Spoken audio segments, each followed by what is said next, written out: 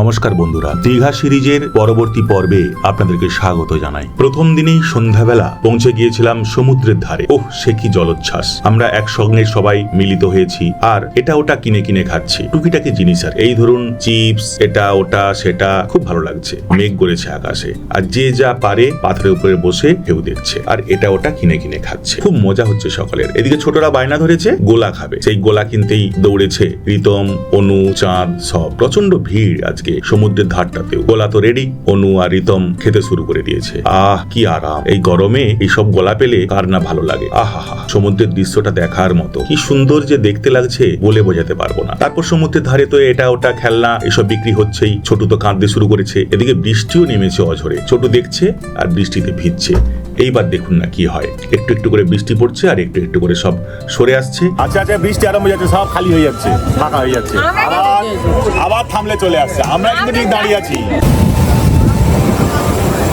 এই বৃষ্টি নামলো বলে আকাশে মেঘ, মাঝে মাঝে বৃষ্টি হচ্ছে। সমুদ্রের ধারে অসম্ভব রকম ভিড়। আর অপর্ণা, অনু, সুপর্ণা, বোন শব্দ কিনতে শুরু করেছে, গয়নাগাটি আর যে যা পারছে পছন্দ মতো কিনছে। এদিকে গোপাল নিয়ে চলে এসছে কাবাব, চিকেন কাবাব। সবাই একটা একটা করে খেতে শুরু করেছে। কি সুন্দর টেস্ট! আহা হা, সমুদ্রের ধারে ঢেউ দেখতে দেখতে চিকেন কাবাব খাওয়ার মজাটাই আলাদা। যদি পারেন একবার এই সমুদ্রের ধারে ঘুরে টুকিটাকি জিনিসের সঙ্গে এই মাছ ভাজা, এই চিকেন কাবাব এইসব একটু খেয়ে দেখবেন, দেখবেন অনুভূতিটাই আলাদা। এদিকে আবার কুলপির বায়না ধরেছে রিতম। ঠান্ডা লাগে, জ্বর করে ঘর যাবে। কুলপি খেতে খেতে এবার চলো একটু মেলায় ঘোরা যাক। মেলা মানে ওই সমুদ্রের ধারে যে দোকানগুলো বসে মেলার মতো, সেখানে অনেক কিছু জিনিস পাওয়া যায়। এইদিকে ননদ আর বৌদি মিলে আলোচনা করে নিচ্ছে সকালবেলা মোহনায় যেতে হবে, সবাইকে তাড়াতাড়ি ঘুম থেকে উঠতে হবে। আবার সেই দোকান, এটা ওটা কেনাকাটা, কত কি যে দেখছে, কত কি যে কিনবে তার ঠিক নেই। রাতের দৃশ্যটা দীঘার অসাধারণ। অনেক রাত পর্যন্তই সবকিছু খোলা থাকে আর আলো জ্বলে। মজা হলো সমুদ্রের ধারে, কত কিছু খাওয়া হলো। সবাই মিলে রেস্টুরেন্টটাই এসে বসেছি। অনেক কিছুই তো তৈরি হচ্ছে, কিন্তু কি খাবো সেটাই ঠিক করতে হবে। ডিনারটা এখানে সেরেই আমরা হোটেলে ঢুকবো। হোটেলে এবার ঘুমাবো, আবার সকাল থেকে দৌড়াদৌড়ি, ঘোরাঘুরি। শাশুড়ি আর বৌমা এক জায়গায় বসেছে। এইদিকে আমাদের চলে এসছে রুমালি রুটি আর তড়কা। সবাইকে ভাগ করে দিয়ে দেওয়া হয়েছে। যে যার খেতে খেতে একটু গল্প গুজব করতে করতে সময় এগিয়ে চলছে। এদিকে খাওয়া দাওয়া চলছে, গল্প করতে করতে অনেকটা সময় পেরিয়ে গেল। খাওয়া দাওয়া শেষ, এবার উঠতে হবে। সবাই উঠেও পড়েছি। হাঁটতে হাঁটতে এবার হোটেলের দিকে যাব। লাচ্চা পরোটাও খুব সুন্দর তৈরি হচ্ছে, দারুণ সুন্দর। এবার হোটেলের দিকে যাওয়ার পালা। যে যা খেলনা কিনেছে বাজাতে বাজাতে খেলতে খেলতে এগিয়ে চলছে। হোটেলে পৌঁছে গেছি, এবার একটু গল্প গুজব করে ঘুমিয়ে পড়তে হবে।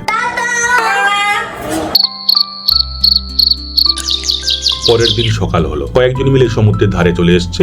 একদম সকালবেলা উঠে ওইদিকে সূর্য উঠছে। কি সুন্দর পাখিরা উড়ে যাচ্ছে আর সূর্য উঠছে। সমুদ্রের ধার থেকে সূর্য ওঠা দেখতে দারুণ লাগে। যদিও জোয়ার, আমরা চরে নামতে পারিনি। অপর্ণা তো খুব খুশি। আমার তখনও ঘুম ভাঙেনি। অপর্ণা সবাইকে নিয়েই চলে এসছে। দারুণ ঢেউ উঠেছে সকালবেলা জোয়ারের সময়। অপর্ণা আবার কি একটা ঝিনুক কুড়িয়েছে, বেশ লম্বা মতো, দেখতে বেশ সুন্দর। কেউ কেউ আবার ভালো জামা কাপড় পরেই সমুদ্রে নেমে যাচ্ছে একটু পাটাকে ভিজিয়ে নেওয়ার জন্য। আহা হা, যদি সকালবেলা ঘুম থেকে উঠে যেতে পারতাম তার অনুভূতিটাই আলাদা হতো। কুকুরটাও কি সুন্দর ঢেউ খাচ্ছে।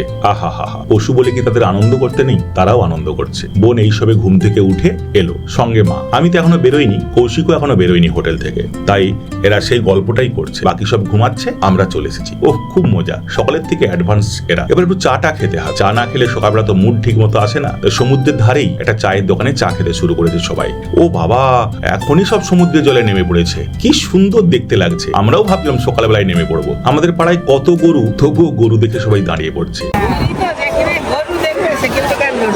দিদুন আর অনু গল্প করছে, আর বোন আর কৌশিক, চাঁদ সব চলে গেছে সমুদ্রের ধারে। মা, রিতম সব। আর সমুদ্রটা থেকে দেখছে। মাঝে মাঝে ফটো সেশন তো চলছেই। আহা, বিড়াল দুটো কি সুন্দর খেলা করছে। বিড়াল আর তার বাচ্চাগুলো। বোন আবার তাদের সঙ্গে একটু খুনসুটি করে নিচ্ছে। মা বিড়ালটা সবাইকে কিন্তু দারুণ লক্ষ্য রেখেছে। এদিকে সমুদ্রের ঢেউ আছড়ে আছড়ে পড়ছে। ওফ, রিতমের আবার স্টাইল দেখেছেন? চাঁদ আবার দেখিয়ে দিচ্ছে। সমুদ্রে এত ঢেউ হচ্ছে, মেয়ে জামাই নেমে গেছে দেখ। এতক্ষণ পর এত বেলায় এবার আমার এন্ট্রি হচ্ছে। সামনেই চাঁদ মামা সমুদ্রের ধার থেকে চলে এসছে। একটু আদরও করে দিলাম সকালবেলা চা বিস্কুটের সঙ্গে। এবার হেঁটে হেঁটে যাচ্ছি ওদের কাছে। ওরা সব সমুদ্রের ধারেই আছে, ঢেউ উঠছে দেখুন। সেই ঢেউ দেখতেই একবার যাচ্ছি। আবার ওদেরকে ডেকে নিয়ে এসে কোথাও যাওয়ার জন্য একটু গাড়ি ভাড়া করে নিতে হবে। আর সকালে টিফিনটাও সেরে নিতে হবে। এই সমুদ্রের ধারের কোনো এক রেস্টুরেন্টে ঢুকে পড়েছে। একটা রেস্টুরেন্টে কিন্তু জায়গা নেই, সব ভর্তি। আর দোকানদার বলছে বসুন বসুন বসুন বসুন। কখন যে খেতে দেবে তার ঠিক নেই। তাই ওখান থেকে বেরিয়ে দূরে একটা জায়গায় একটু ঘুগনি মুড়ি, কেউ ঘুগনি রুটি, এইসব একটু খেয়ে নিচ্ছি। খাওয়া দাওয়া করে আমরা বেরোবো নতুন গন্তব্যে।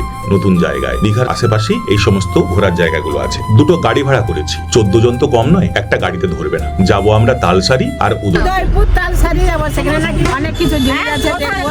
গাড়ি তো চলতে শুরু করেছে, মা খুব খুশি। তবে সামনে একটা কাজুর বাগান আছে, ওইখানে একটু নেমে দাঁড়িয়ে দেখে আবার গাড়ি আমাদের চলবে। তালসারি আর উদয়পুর যেতে যেতেই আজকের পর্বটা এখানেই শেষ করছি। দেখা হবে পরের পর্বে, যেখানে আরো মজাদার ব্লগ দেখতে পাবেন তালসারি আর উদয়পুরে। নমস্কার, সবাই ভালো থাকবেন।